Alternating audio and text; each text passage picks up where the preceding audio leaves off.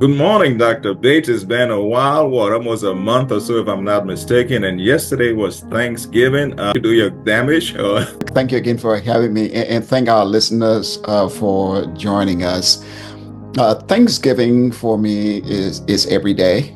We do celebrate Thanksgiving, and it was just one of those days where I spent at home quietly with my wife, and my daughter came, the youngest came to be with us, and it was quiet and wonderful. Okay, bless God for that. We want to tell God thank you for His. I agree with you. Every day is Thanksgiving. The last time we had a conversation, with live stream. Can you update us, just refresh us before we move into the next few items you want to discuss with us today? Yes, certainly. Last time we talked about the physical aspect of our mental health. I want to coin that to say physical well-being or mental well-being. I think it is very crucial. Just as in the physical sleep disturbances, we talk. These are things to notice. We talk about changes in appetite, for instance, aches and pains, energy, movement in your speed. Those are all physical symptoms to look for. And so difficulties, that is another thing to look for. Anxiety, restlessness, nervousness, a sense of overwhelm or someone who's out of control. When we observe these things, we know that these are physical manifestation of not being mentally well. So that overcast of what we discussed the last time. And so today we want to talk about the social aspect, our mental well-being. The social symptoms can include, avoiding. We find people who love to be with their friends, other social gathering, even with family, but many persons we will that they are just absent. They withdraw from these things. When we notice those things, again, those are symptoms of the social isolation. During this time, or during, I should say, the time of, and in my role as district supervisor, we have just recently spoke to our pastors. Some of the things I'm hearing over and over again, even people have been socially isolated with our relational connection with each other because people were afraid to mingle and interact with people. Some people did not take the COVID vaccine. And so I have been hearing about loneliness, hearing about isolation, people, a sense of just being afraid. There are elderly people who have no one to visit with them, and so forth and so on. These are all social aspect of us not being mentally well. When we neglect our hobbies, people who love to do certain things, fishing, or go field, playing basketball, whatever those hobbies, reading, for example. When we observe persons are no longer doing these things, that is reason for us to believe that they are dealing with some mental illness. Will be they are not socially well. Increased action, that is a big as well. There are tendencies, involved in the personal activities. People get angry, irritable. They are hostile toward each other. When we see these things, they tell us without any doubt that this is not being mentally well. Now, you mentioned something about fear as you were talking on fear. What role does fear plays, I guess, in impacting social stimulation or relationship? Yeah, it plays a key factor. For example, fear of rejection. Someone is, whatever that group is, it could be your group, let's call it your infinity group, right? Whether if it is your family, a team, whatever it is. If you sense fear of rejection, the likelihood is that you would be afraid or fearful of return. You will be isolated. You will self-impose that isolation because you don't want to feel hurt. You don't want to feel rejected. You don't want anyone to say something to you in such a way that you will feel that you're not a part of, and you are a part of. Why would people behave? And so it is a natural instinct that people tend to withdraw when they're treated less than the other members of a group. And so that is why you see sometimes we find this most of the time when people are dating, or if someone is looking for a date. If they're rejected very often, the likelihood is that they will hesitate to even try to make friends or themselves to another partner simply because the fear of rejection. So this is an experiential thing. They have experienced it in some other areas of their lives. And the likelihood is that they believe if they did this in another aspect of their life, they would be rejected. And so for that reason, they just decide not to do it anymore. So now we have this social media trend going on. What impact has it had to people, I guess, nowadays, especially the younger generation when it comes to social media and relations? Well, so that is how they communicate. They communicate. I was talking to a young lady the other day who is a member of one of the churches that I have oversight for. That is how she communicates with her boyfriend. Very difficult for them not to do that because this is, such was the now are the condition, right? These platforms that I created for them, it is a way. I mean, there are families who will tell me that they're right in their home and their children might be upstairs and they might be texting each other. I, for one, if I were to send a text message to my kids, by the time they have sent me a paragraph. And so we need to adapt to their way of communication. There's no way we cannot compel them to live within it we did because it is going to be unfair, just like we feel that it is unfair for them to communicate with us the way they. So where do we find a boundary that we can compromise in terms of how we communicate, what our expectations are, and so that we can have this balanced experience with our young people? Yeah, because even my grandkid, I know you have one too, and they know how to use phone. I probably need a manual to take a look at my phone of how it operates. But my grandkid just pick it up and start to find creative ways to do things. I'm going. Yeah, they're very smart. Some of them are smarter than their times.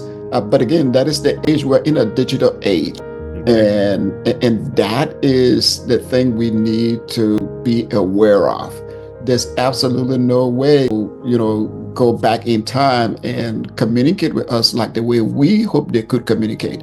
And that is why I say, having them with regards to what our preferred way of communication is, and helping to learn from them what their preferred styles might be will be helpful to each party, so to speak. I think it is just unfair to have them think like the way we do. Different. We're in different times, and so it's not work. So what are some, strategies to help us improve our social skills? The social media trend we just talked about, and you have older folks. How do you balance that to folks in different age brackets? Well, it is an interesting way of doing this and advocating for both, the elderly and the younger generation, is to have to this intergenerational or intergenerational work ethics that can be developed, right? So I would share with you that if I needed to do something on my phone, if I ask one of my kids to do that for me, the first thing they will tell me to Google it. So I will Google it and so have further challenges around. I can tell you, maybe others who are listening have experienced this as well. They do not have the patience to walk me through the steps necessary for me to learn. That tells me that they just don't have the time. And so if they can do it for me and save time to do something else, I would rather them do it that way, and then at a later hey darling, hey baby girl, hey son, can you walk me through what you did for me the last time? In that way, I'm learning. But there's also a learning curve for them as well. And that is how we could help them. It's just like intergenerational worship experiences. We ask our many times because we want them to fill out our pew, but we're not willing to have them participate in a survey based on what their needs are. A good number of them will contemporary music, for example. But elderly people will rather the hymns. So how do we blend our contemporary songs with our hymns so that both our younger people and our elderly people are worshiping and having a shared experience, right? But if we invite them to come just to fill our space, that is not where they're at. They want to be participants in what we are doing. And if we do not include them in this intergenerational experience, we're going to lose them. And so then there's a whole generation of people that are going to be lost in terms of what we are trying to hand over to them. And the way to do that would be to embrace them, understand who they are, their way of thinking, the pattern that have been set for them or that they have set for themselves, and help them to understand who we are. I think that is the way to approach that. But that is what I... But because we have our lenses, I guess the older we are, I quite agree, we have our own lenses, we see things, and it's difficult for us to make this transition. So the older generation, what guidance can you give them specifically that they need to be considered? You mentioned a few things, but... Yeah, I will encourage the older generation to be more patient, to be more inclusive. I think those are two key elements. The third thing I would recommend would be have a willingness to compromise. So for example, we are inviting the young people to live in the 19... To me, it is unfair. Okay. It is an unfair proposition. And they're asking to live in, the time that they're living in right now, which I think is unfair to us as well. Like I often say, and I said it earlier, such was the time, now are the conditions. We ought to adapt. But there are not people who are willing to learn new things. It becomes more difficult and more complicated to learn new things. Our brain may not receive those new things. But I think with patience, having our young people develop the patience to work with us, I think those are very, very key aspects to how we can come together and live in this intergenerational experience that I just mentioned. So the older generation, when you talk about mental health, we kind of use that word. Okay, we address that stigma for the older generation as well as the younger generation. I think they might be more receptive, if I'm not mistaken. Correct? Yeah, I believe so too. It's why I said earlier that going these segments, let us recoin mental health. Let us refer to it as just like we talk about, we have mentioned those things, right? The physical, the psychological, right? Yeah. The emotional and spiritual, we will get to those parts. We're talking about the social today. Let's refer to it as well-being. We want to be well. And when these things are not happening, we become ill, right? So ill and well. Physically, when we have sleep disturbances or pain, lack of energy, we tend to not be too well. When those things are in place, when we're sleeping well, when we do not have those aches and pains, when our movement and our speech, when they are what they ought to be at the right, not too fast, not too slow, but moderate, then we well. So let us say mental well-being instead of mental illness. I think they will be more receptive to those terms. I just thought about something. In your study over the years or your observation over your introverted, socially, what impact do they have? Yeah, some people can be but yet social. Okay. Right. The introverted people are people who tend to remain reserved. If you're in a conversation, unless you invite them to participate, depends. What do you think about this? I speak because I'm introverted. But when you offer me the opportunity, I may sit and offer a few observations. The extroverted people out there, they don't mind striking up a conversation. There's no stranger to them. They will see someone for the first time, and as they will be having conversation as though they have known that person or those persons a very long time. And so that is the basic difference, right? The introverted person tend to be a little more reserved, and those extroverts tend to be reserved. They're very assertive in their approach, in their communication. And that is the difference between those two. And so that means we as parents will be very observant when it comes to how do we communicate with them. Not to be but you mentioned that moving forward. I want to just recap a few things on just discussed.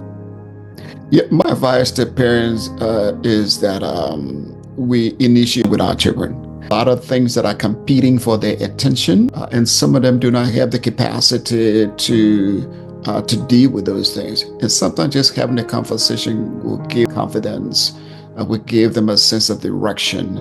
They're smart kids. They know what they want, but a lot of things competing for your attention, you get wrapped. Sometimes you get confused.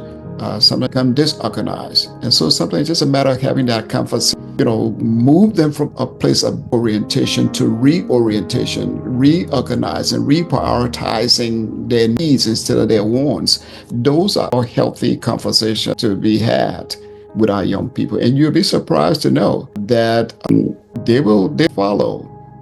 In fact, there are times that they will lead. It's just a matter of something in them that will cause them perhaps to turn the page and be the young people that we know they're capable of being. Now, just before we close, I know you're doing a work in Liberia. Can you update us what contributions coming on, and if you want to participate, how can they participate? Yeah, thank you for raising. We're trying to create awareness for the work that is happening in Liberia. We have said in previous segments that organization is called thebasefoundation.org, all one word, thebasefoundation.org. And there are several-based foundations because there are several-based families. And so we ask people who go on there, if they're looking for our foundation, it is identified with the red, white, and blue flag with images of a mother, a palm tree. That signifies that you have reached our organization. And we're searching for companions in hope. Those companions are you, our audience that are listening to us. We're hoping that you could join us on how we can bring hope and healing to the people of Liberia. We have mentioned after 2 decades of civil war, the Ebola pandemic, and other issues that are taking place in the country, a country of 5.2 million people, the size of Tennessee, 8% unemployment rate, about 40% of the population dealing with people and not receiving their 2, 3, something. A good number of those persons who had left the upper country to come down to Monrovia, the capital, where everything, the ministries, the government, capital, people are coming there with the trying to see how their situations could be alleviated. As a result, Monrovia right now is run with people. We have more million people just Monrovia itself. Wow. And so it is difficult for this experience and basic necessities of life, drinking water, electricity. You see a lot of things that could be done. And so these are all things that cause people not to have the mental well-being and mental capacity. Our young people are not in, we do not have as many teachers the country needs to have.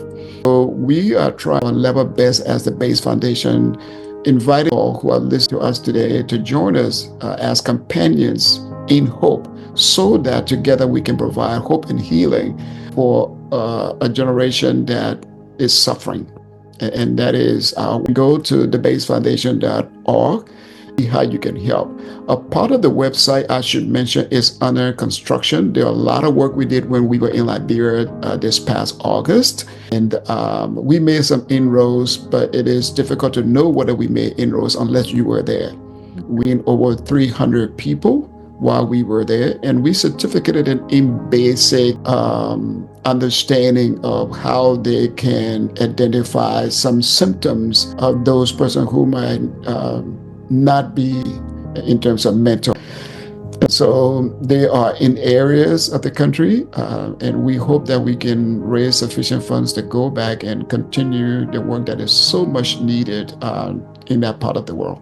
How often do you go back to someone who was interested in partnering along with you making a trip to go to Liberia? How often do you go back to Liberia to help the need? It depends on how much funds we are able to raise. I would like to go back every year. but sometimes that is not always feasible. And so if we do not go back in a year's time, what we do is that we just provide materials. Okay. But every other year we go. And miss if I did not mention the Virginia Institute of Pastoral Care, VIPCare in Richmond. The executive director and our board of directors, alongside their board of directors, have been extremely supportive of our goals. And so I must mention it because of the work that they are doing with us to show that we are reaching the people that we need to reach. So if you did go on the website, I did mention that part of the website reconstruct to reflect current reality. But you will see that there are places you can provide help if you and you can send materials. You can designate your funding for area that you might choose to. There are young people that we're taking off the streets and sending them to rehabilitators. Those rehabilitation centers require feeding and mattresses and things that will allow them to be there.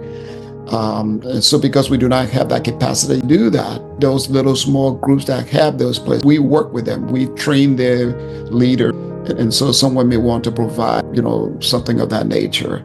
A young lady, we were able to send, you would not believe this, but sending one person taking from on the street and going to a rehabilitation would cost less than $200 a year.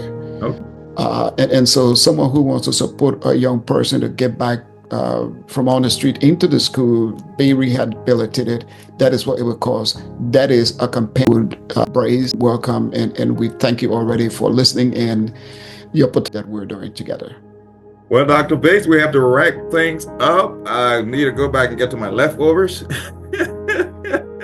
We appreciate you guys joining us every so often. We want to tell God thank you for your grace and mercy. Any last word, holidays, before we log off? Yes, again, to our audience, we want to express profound gratitude for you tuning into us and listening. We hope that those who are able to will join us as companions in hope. And you may not have your material resources, but I do know that you can pray with us. Prayers, and you also put in our. And this Thanksgiving, moving into the Christmas and New Year, these are very stressful times. Our audience to look out for those persons who might be isolated, lonely, reach out to them.